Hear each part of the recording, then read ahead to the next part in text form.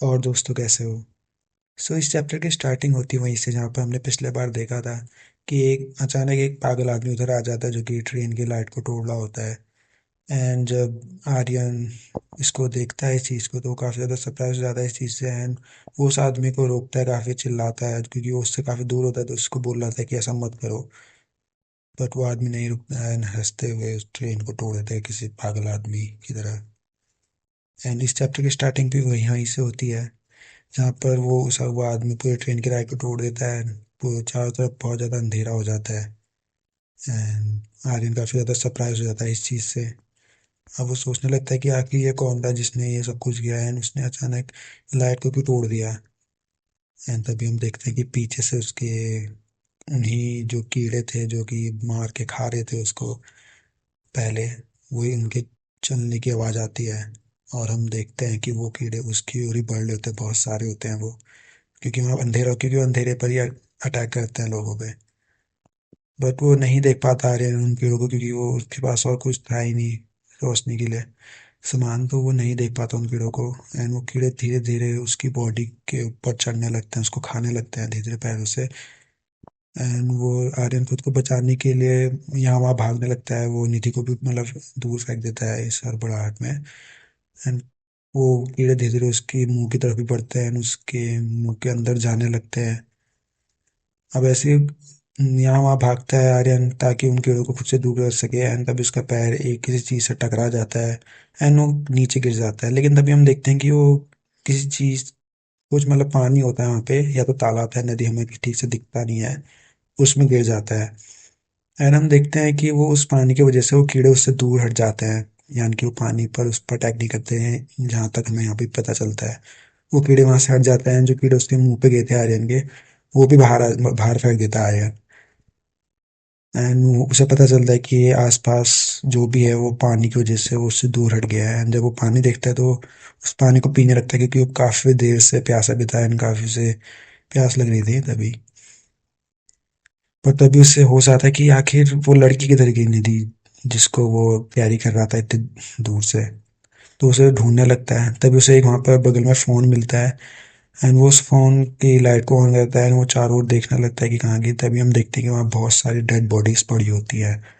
And वो सोचता है कि शायद इन्हीं डेड बॉडीज में कहीं उसने निधि को भी फेंक दिया हड़बड़ाहट में। एंड वो चेक करने लगता है घबराते हुए कि कहाँ गई हो। तभी वो उसे ढूंढ लेता है, जो कि उसे लगता है कि शायद वो ठीक होगी, तो वो उसकी ओर बढ़ने लगता है।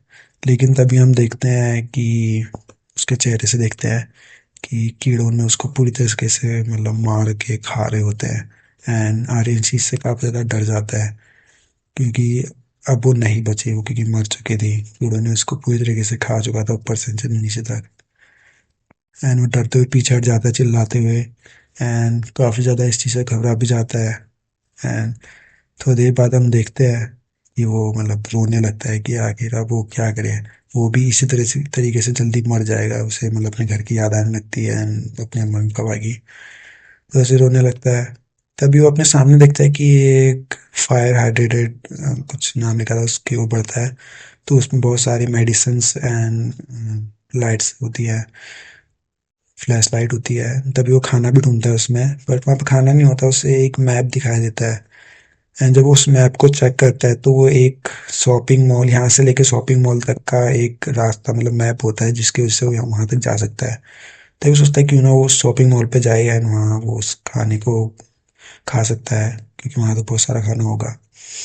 तो ये सोचकर वो डिसाइड करता है कि वो उसी शॉपिंग मॉल पे जाएगा क्योंकि वो यहाँ से ज़्यादा दूर भी नहीं था जहाँ पर वो भी अटका था।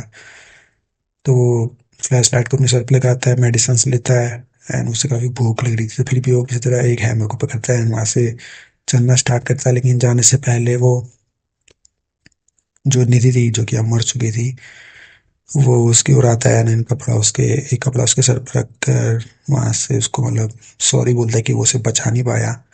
एंड उससे माफ़ी मांगता है काफ़ी, फिर इसके बाद वहाँ से वो चले जाता है उस मैप को फॉलो करते करते। एंड कुछ देर बाद हम देखते हैं कि वो मतलब रास्ते पे पहुंच ही रहा होता है, थोड़ा सा दूर होता है। तभी उसे एक न्यूज़पेपर वहाँ पे दिखाई देता है जो कि ज़्यादा पुराना नहीं था। वो उस न्यूज़पेपर को पढ़ने लगता है। एंड उस पे जब उसकी हम हेडलाइन पढ़ते हैं तो उस पे लिखा होता है कि लगभग 50,000 लोग मिसिंग हैं करके। एंड जब वो उसकी डिटेल्स और पढ़ने लगता है तो वो पढ़ता है कि इसी स्टेशन के में बहुत सारे 50,000 लोग लगभग मिसिंग थे। एंड बहुत सारे केसेस भी आए थे, लगभग 811 केसेस लगभग आए थे, बहुत ज़्यादा केसेस थे। एंड जो भी ये डिजास्टर हुआ इसके, और तो उसके बारे में वो इन्फॉर्मेशन लिखी हुई थी, बट वो पेपर काफ़ी बिल्डिंग के अंदर दबा हुआ था तो वो ठीक से पढ़ नहीं पा रहा था। तभी उस पेपर को वो निकालने की कोशिश कर रहा था ताकि वो इस इन्फॉर्मेशन को पढ़ सके कि ये जो डिजास्टर हुआ है, जो भी एक्सीडेंट हुआ है, इसकी वजह से डार्क हुआ है, काफ़ी अंधेरा अंधेरा है, तो ये किस वजह से हो रहा है। अब वो उसको निकालने की कोशिश करता है, वो फट जाता है अखबार, जो भी पेपर था, एंड वो पढ़ नहीं पाता उसे। एंड वहाँ पर साइड में लिखा होता है दी third shelter of the city hall. तो शायद वहाँ पर कोई ना कोई सिटी हॉल था जहाँ पर उसकी जैसे लोग फंस मतलब सरवाइव कर रहे थे।